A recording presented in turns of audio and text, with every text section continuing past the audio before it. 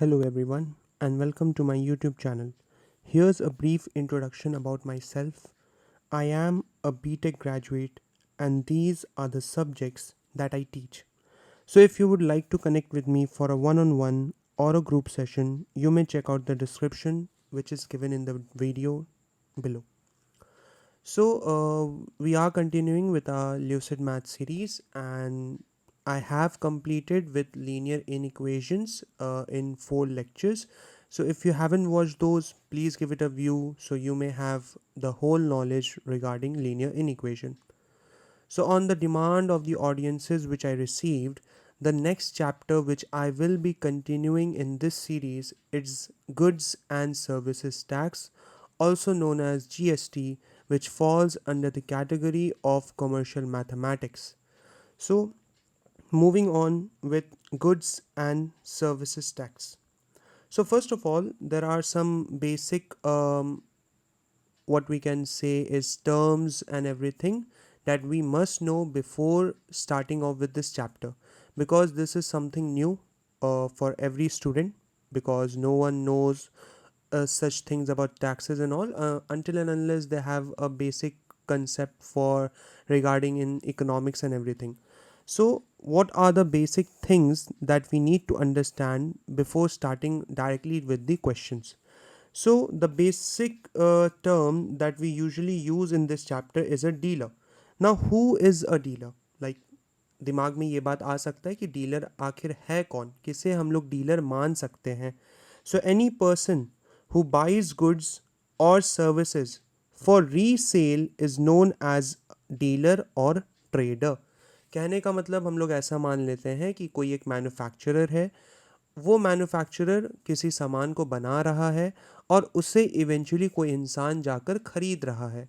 अब जो इंसान उसे जाकर खरीद रहा है इवेंचुअली वो फिर किसी कंज्यूमर को बेचेगा, कोई एक कस्टमर को बेचेगा.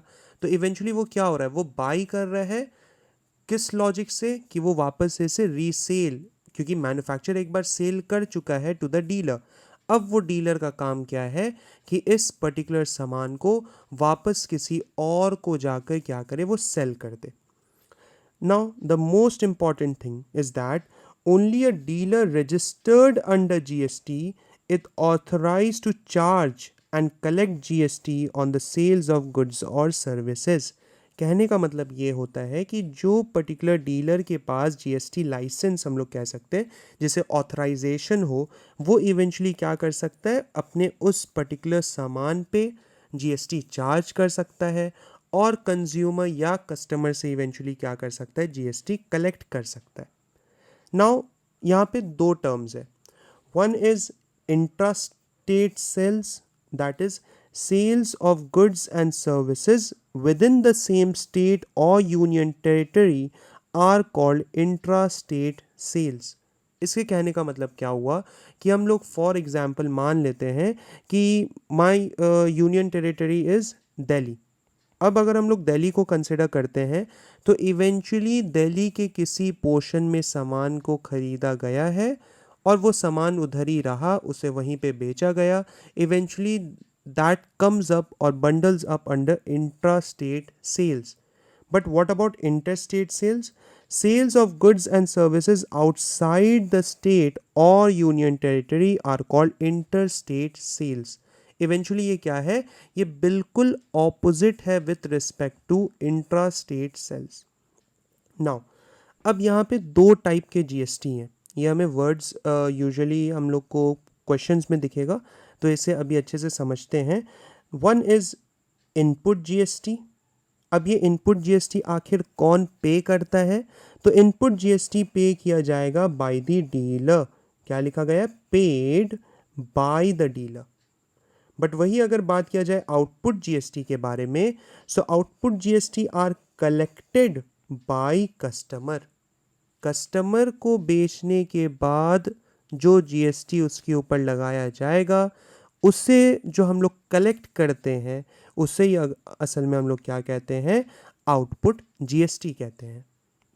अब यहाँ पे अलग अलग देख लेते हैं कि और क्या हो सकता है. तो सबसे पहला इम्पॉर्टेंट चीज़ जो यहाँ पर ये है कि हमें ये बात समझना है कि 3 टाइप के टैक्सेस हैं जो किसके अंडर आते हैं, under GST.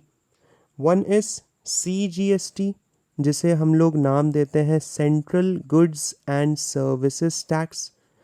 Then there is SGST या यूटीजीएसटी, जिसे हम लोग क्या कहेंगे, state goods and services tax या फिर union territories goods and services tax. And the other one is IGST.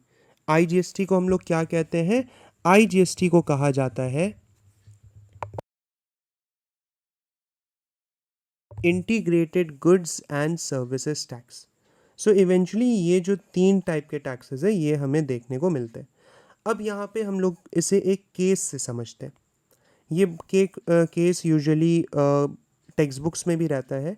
मान लेते हैं अंडर केस 1 कि एक क्या है, एक डीलर है, वो डीलर मान लेते हैं फॉर कर्नाटका। अब ये डीलर कर्नाटका का जो इवेंचुअली है वो क्या कर रहा है, ये एक सामान को किसे बेच रहा है, किसी और डीलर को मान लेते हैं, किसी और डीलर को बेच रहा है एट द कॉस्ट ऑफ ₹3000। अब ये भी मान सकते हैं कि इवेंचुअली ये डीलर को बेचे या कोई कंज्यूमर है, कंज्यूमर भी मान सकते हैं फॉर इजीनेस। और पता चला कि ये जब ये सामान को बेचेगा तो इवेंचुअली जीएसटी माना गया है अराउंड 12%। तो कहा ये जाता है कि इवेंचुअली जब हम लोग अब यहाँ पे अगर बात करेंगे सीजीएसटी एंड एसजीएसटी के बारे में, खैर ये कंसेप्ट किसके अकॉर्डिंग चल रहा है, ये यही चल रहा है कि जिसे ये सामान बेचने वाला है इवेंचुअली वो इंसान भी या वो कंज्यूमर जो है वो भी कर्नाटका का ही है। सो इवेंचुअली सीजीएसटी बन जाता है 6% और एसजीएसटी भी बन जाता है 6%। कहने का मतलब जो टोटल जीएसटी होगा वो टोटल जीएसटी हाफ वे में डिवाइड हो जाता है between the central government and the state और यूनियन टेरिटरी पोर्शन। तो इसके कहने का मतलब क्या हुआ कि जब हम लोग 6% फाइंड आउट करेंगे फॉर 3000, तो कहने का मतलब 180 एंड अगेन 180। सो इससे ये पता चलता है कि अगर मेरा इंट्रा स्टेट सेल्स हो रहा है तो इवेंचुअली 6% लाइक, और we can say the total GST का जो अमाउंट होगा वो 2 पार्ट में डिवाइड होगा। Half of the part goes to the central government and the other half goes to the state government. But अगर हम लोग इवेंचुअली अब केस कंसिडर करते हैं integrated goods and services taxes का, तो मान लेते हैं जैसे ये भी टेक्स्ट बुक का ही एग्जाम्पल है कि कोई एज फॉर कोई डीलर है जो मध्य प्रदेश को बिलोंग करता है और वो अपना सामान लाइक मान लेते हैं कि ₹50,000 पे क्या कर रहा है, बेच रहा है।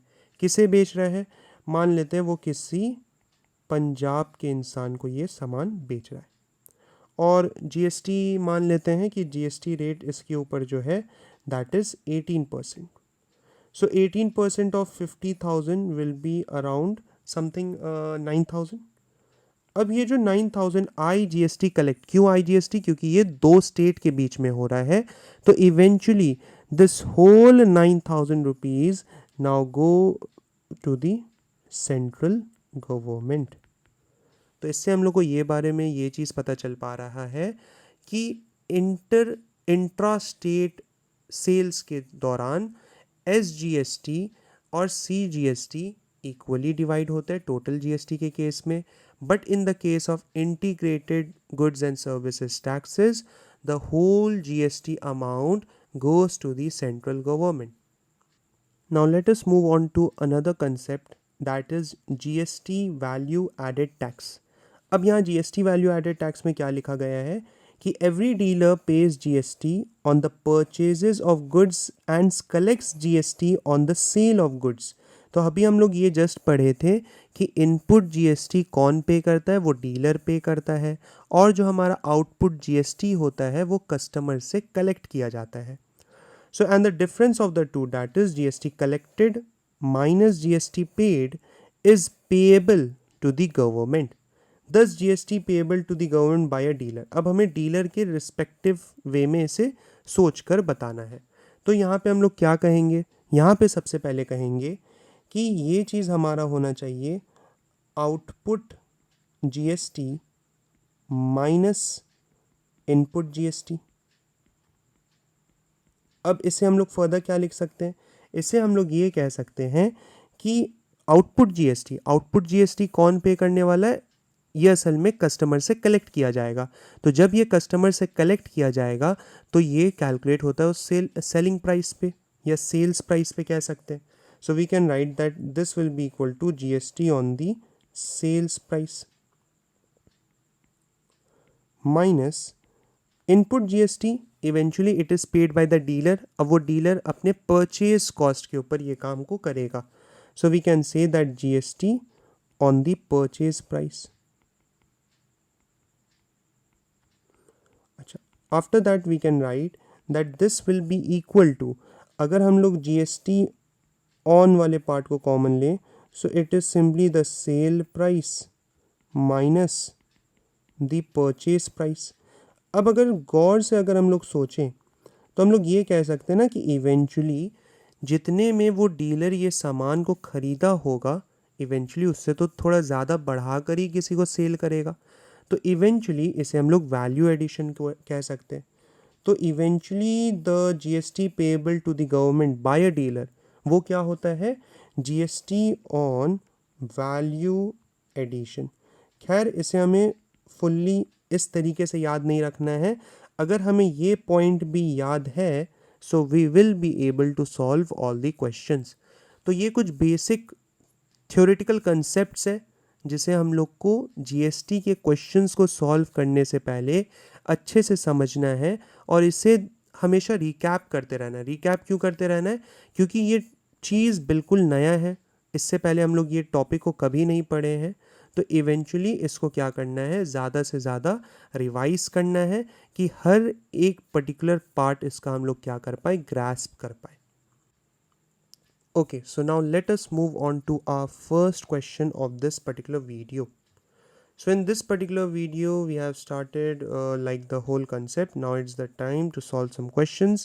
So the first question over here is that a consumer buys a refrigerator whose marked price is rupees 36,000 from a dealer.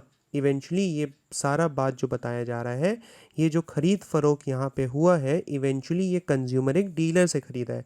So we can say that over here the marked price of refrigerator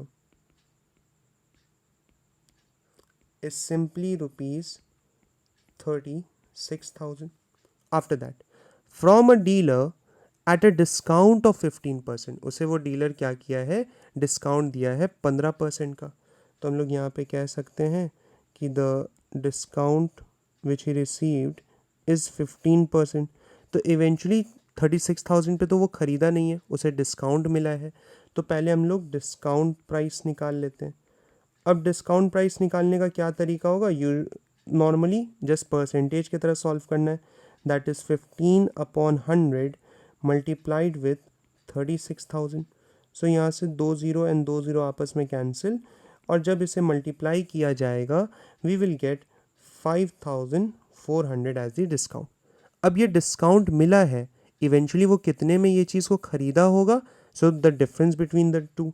तो हम लोग कह सकते हैं कि the selling price at which the customer or consumer bought that article from dealer is nothing but 36,000 minus 5,400, which can be written as the calculation will be 30,600. After that, if the rate of GST is 18%, number one, the amount of tax paid by the consumer for the purchase. Eventually अगर बात किया जाए GST वो कितना पे करेगा, तो यहाँ पे तो ये नहीं बोला गया है कि सेंट्रल गवर्नमेंट या स्टेट गवर्नमेंट। जीएसटी मतलब जीएसटी होता है। तो इवेंचुअली हम लोग जब यहाँ पे जीएसटी कलेक्ट करेंगे तो हम लोग कहेंगे amount paid as GST is nothing but 18% of ₹30,600। जितने में वो ख़रीदा है उस पर वो GST पे करेगा। So it is 18/100 multiplied with 30,600। दो ज़ीरो आपस में cancel. On multiplying we get the answer as 5,508। कुछ इतना अमाउंट वो क्या करेगा, वो इवेंचुअली GST की तरह पे करेगा। Now after that comes the total amount that the consumer page for the refrigerator. अब इवेंचुअली सोच के देखते हैं, अगर सेलिंग प्राइस के बारे में पता चल चुका है, उसे बताया गया अब आपको इतना GST पे करना है। अच्छा, GST वो पे कहाँ करेगा, अपने बजट से पे करेगा। अपने जब वो बजट से पे करेगा तो इवेंचुअली वो जो रेफ्रिजरेटर को बाई किया है तो उस अमाउंट में इवेंचुअली जाकर वो टैक्स जस्ट ऐड होगा कि आपको इतना पैसा इन टोटल देना है। जब उसे फिर बाद में समझ में आएगा, अच्छा मेरा सामान इतने कॉस्ट का था और इतना जो अमाउंट उसमें ऐड किया गया है, eventually that is a tax which I am paying to the governments. So for the second part I will be saying that amount consumer has to pay is nothing but rupees, जितने में उसे सामान बेचा जा रहा है, that is selling price, plus the tax that is rupees 5,508। So the total cost for this thing is 36,108 rupees. This is the total amount जो उसके बिल पर दिखेगा। Now let us move on to our next question, and this is our next question. A retailer buys an air conditioner from a wholesaler for rupees 35,000 and sells it to a consumer at a profit of 8%. If the rate of GST is 28%, calculate the tax liability of the retailer. अब eventually अगर हम लोग question को सही format में नहीं पढ़ेंगे या समझने का कोशिश नहीं करेंगे, there is a huge chance that we will make some mistake. तो ऐसे क्वेश्चंस में हम क्या बोलेंगे ना, सबसे पहले क्या करना कि क्वेश्चंस जब भी दिखे ऐसा कुछ भी, तो इवेंचुअली हम लोग उसको क्या करेंगे, एक प्लॉट बना लेंगे कि कुछ ऐसे चल के ये क्वेश्चन चल रहा है। अब क्वेश्चन पढ़ते हैं। A retailer buys an air conditioner, किससे, एक होल सेलर से वो ये चीज़ को खरीदा है, ठीक है। फिर वो इसे बेच भी रहा है, किसे, कंज्यूमर से। तो हम लोग क्या ऐसे कह सकते हैं कि इवेंचुअली ये स्टार्टिंग में होल सेलर के पास रहा होगा, वो होल सेलर एक रिटेलर को बेचा, या ये भी कह सकते हैं वो रिटेलर एक होल सेलर से जाकर ये ख़रीदा है और इवेंचुअली उसे वो क्या करेगा, एक कंज्यूमर को बेच देगा। अब यहाँ पे बात आता है जो अभी हम लोग वीडियो के स्टार्टिंग में सब कुछ बात कर रहे थे, क्या पढ़े थे हम लोग, एक टर्म पढ़े थे, इनपुट GST। इनपुट GST क्या था, इनपुट GST अगर हम लोग याद करें, it was the tax paid by the dealer, ठीक है। डीलर कौन था, जो रीसेल करता था, मतलब वो पहले किसी से खरीदता था। तो eventually we can say that between these two, wholesaler and retailer, जो हमारा टैक्स GST रहेगा वो होगा इनपुट GST। फिर आउटपुट GST क्या था, जो कंज्यूमर से कलेक्ट किया जाता है। वो कलेक्ट कौन करेगा, वो कलेक्ट असल में रिटेलर करता है। तो इनके बीच में जो GST आएगा that will be output GST। बस ये समझना था हम लोग को। अब लाइन बाय लाइन इसे सॉल्व करते हैं। सबसे पहले, a retailer buys an air conditioner from a wholesaler for rupees 35,000। तो इवेंचुअली ये 35,000 जो है वो रिटेलर के लिए परचेज प्राइस है, ये भी याद रखना है। डीलर के लिए या रिटेलर के लिए परचेज प्राइस कहलाता है और इवेंचुअली सेलिंग या सेल्स प्राइस कहलाता है किसके लिए, कंज्यूमर के लिए। So over here purchase price is equal to rupees 35,000 और GST का रेट जो है दैट इज़ 28%। नाउ अब कुछ अमाउंट वो क्या करेगा, होल सेलर को एज अ GST पे करेगा। तो हम लोग कहेंगे amount of GST paid to the wholesaler is equals to 28% of rupees 35,000. So I can say 28 upon 100 multiplied with 35,000. ये ज़ीरो आपस में कैंसिल. जब इसे मल्टीप्लाई किया जाएगा वी विल गेट ₹9,800. तो ये जो 9,800 है इसे हम लोग लिख के रख लेते हैं. That is input GST, that is ₹9,800. अब आगे क्या बताया जा रहा है. इवेंचुअली रिटेलर क्या किया है, रिटेलर 8% प्रॉफिट पर इस सामान को बेचा है. तो सबसे पहले हमें प्रॉफिट निकालना पड़ेगा. So over here profit is equals to 8% of ₹35,000. तो ये कैसा दिखेगा, 8/100 multiplied with 35,000, zero and zero आपस में cancel. We will be getting ₹2,800. अब इससे हमें पता चलेगा कि सेलिंग प्राइस आखिर क्या है उस पर्टिकुलर एयर कंडीशनर के लिए. सो it is nothing but cost price plus the profit. Cost price is nothing but 35,000 plus the profit which is 2,800. So the answer will be 37,800.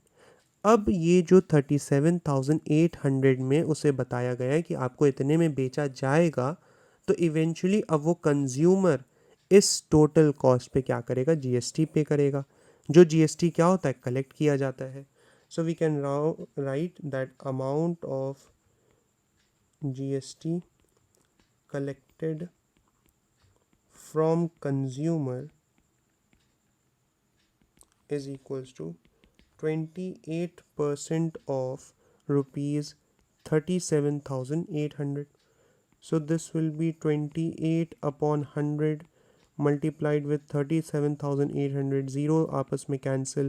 So the total thing will be 10,584. तो ये हमारा क्या है, ये हमारा output GST है. So the output GST is 10,584. अब यहाँ पे पूछा गया था tax liability of the retailer. ये अभी हम लोग जस्ट पढ़े किसके under, GST value added tax के अंडर, कि output GST minus input GST हमें निकालना रहता है. So I can write that therefore tax liability of the retailer will be simply 10,584 minus 9,800. So the total cost is ₹784. बाकी इस answer को एक और वे से निकाला जा सकता है जो अभी हम लोग उस वक्त पढ़े थे, GST on value addition. Value addition क्या था, प्रॉफिट था इवेंचुअली. तो हम लोग इसे प्रॉफिट पे भी निकाल सकते हैं, but most of the time ये चीज़ जल्दी दिमाग में नहीं भी आ सकता है. So it is better to always remember output GST minus input GST will show us the value for tax liability on a particular dealer or retailer. Now moving on to the last question for this video, because ये हमारा पहला lecture है on GST. So I am keeping it short and crisp because eventually इससे हम लोग को idea समझना है कि जीएसटी आखिर होता क्या है, जीएसटी किन वे से हम लोग निकालते हैं और इनसे रिलेटेड टर्म्स जो है उसे कैसे यूज़ किया जाता है. Now the question says a manufacturer buys raw material worth ₹4,000 paying GST at a rate of 5%. Alright, ठीक है. आगे क्या बताया जा रहा है, he sells the finished product to a shopkeeper at a profit of 30%. All right. If the rate of GST for the finished product is 12%, find the tax liability of the manufacturer. अब यहाँ पे क्या है, eventually यहाँ पे कोई consumer का case नहीं आया, तो आखिर अब एग्जाम में कैसे सोचेंगे कि यहाँ पे क्या होगा टैक्स लायबिलिटी. तो सिंपल वे है कि इवेंचुअली मैन्युफैक्चरर को जीएसटी पे करना पड़ रहा है. अगर वो जीएसटी पे कर रहा है तो वो इनपुट जीएसटी की तरह हुआ, और जिसे वो बेच रहा है जो शॉपकीपर को, वो जो जीएसटी देगा that will be a output GST. तो अब इसके कहने का मतलब क्या हुआ? First of all we can write cost of raw material is equals to rupees 4000। After that हमें यहाँ पे क्या बताया जा रहा है कि वो जीएसटी कितना पे किया, 5%। So amount paid as GST is equals to 5% of rupees 4000। तो ये बन जाएगा 5/100 मल्टीप्लाइड विथ 4000, ज़ीरोज़ आपस में cancel, so this is simply 200 rupees. अब ये जो 200 रुपीज़ है ये क्या है? ये इनपुट जीएसटी है।